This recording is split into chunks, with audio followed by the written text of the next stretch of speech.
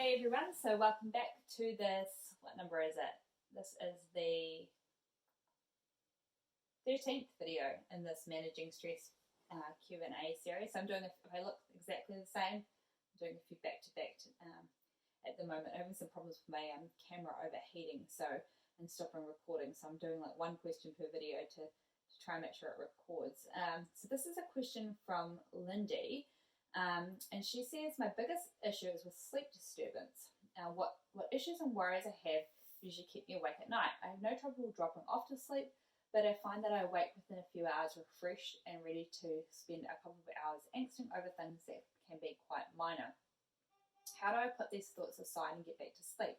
It's frustrating because I tell myself there's no value in rehashing them, yet everything seems more dramatic in the middle of the night, and of course I'm not feeling the best the next day. Right, so this is kind of tricky because your body can get into a bit of a pattern of waking up. I will say that sometimes waking up early is something that's associated with depression. So you're not kind of giving me any sense that you've got depression or anything like that, but you'd want to make sure that wasn't a causal factor. So often people with depression can get off to sleep but find they wake up really early. Or they wake up during the night. So that would be something to consider. The other thing is sometimes people who are using alcohol can find that they wake up. So wake up during the night. So you probably want to just make sure that none of those things is a contributing factor, but let's assume that they're not. And so you probably should, just because your body is kind of trained itself into this habit at the moment, you probably should get up when you wake up. So rather than lying in bed having those worries and having this just be a habit that's sort of getting stronger and stronger each time it happens, get up and do something for a little bit during the night. You'll have to figure out what you can do that's not gonna disturb other people in your household. So you might literally so get up and do something for half an hour or something like that, or an hour even, and go back to bed and see if that reduces can kind of break the cycle. That's one option that you can do. Another thing that you could try is listening to a podcast or something with that, so that you don't have the phone screen on, but that if you can lie in bed and listen to something that's interesting to you, might just help break that cycle of overthinking. It's probably not the most ideal solution, but it is something that you can try if all the other things don't appeal to you. The other thing that you could do is think about giving some time to working through those worries during the day. So there's a kind of really old advice, well-established advice, to schedule worry time during the day. Let's schedule a 20-minute period for worrying, and then when thoughts come into your mind that you want to worry about, just put them on that list to be addressed during the worry time. And then during the worry time, anything that still seems worth worrying about, work through those things, and that might help you feel less like the only time that you're getting to do that rumination is during the night. So it might be that you're kind of strict with yourself during the day, and that you manage to distract yourself from worries during the day, but then those things are not sort of processed, and then they pop up at night because you don't have as many distractions and things during the night that you can use.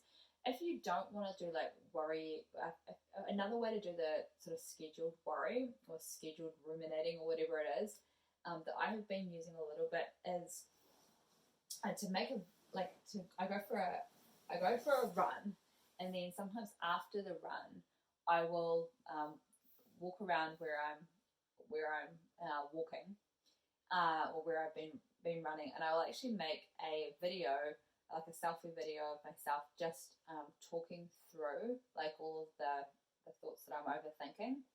And the videos are basically the same almost every time that I make them, slightly different. And what that ends up really reinforcing to me in a way that that's difficult to really understand otherwise is the thoughts are just so repetitive. Like there's no problem solving going on with this stuff. It's just the same, pretty much the same repetitive thoughts happening over and over again. And I've really felt that that since I have been doing that, I don't do it every day, but like maybe 2 or 3 times a week, I've been making these videos sort of going over these repetitive thoughts, and the level of intrusive thoughts that I'm having about those topics during the day has just gone way down, and that has been really helpful. So I don't know if that sort of version of doing that is going to be useful to other people, but it's definitely something that you can try. Another thing might be just like and I've got like no professional qualifications that can give me any. I'm not a medical doctor, you know. I'm not. So I've got no qualifications that make me able to give any kind of like medical advice. But so don't kind of treat that as this. And you know, you might want to check with your own doctor or whatever. But maybe even taking some melatonin or something before you go to bed might just help break that cycle. That is something that you can consider, because I do think at this point it's probably just a habit that your body's gotten into, and it's just a matter of breaking that. It's just a matter of breaking that habit. And any work that you do on like skills for reducing rumination or skills for seeing things from different perspectives and handling these minor worries in different kinds of ways will be helpful to you. So you try and upskill as much as you want and as you can. Not in any sort of really intense way, because it sounds like you're already recognizing that the things you're angsting over are minor.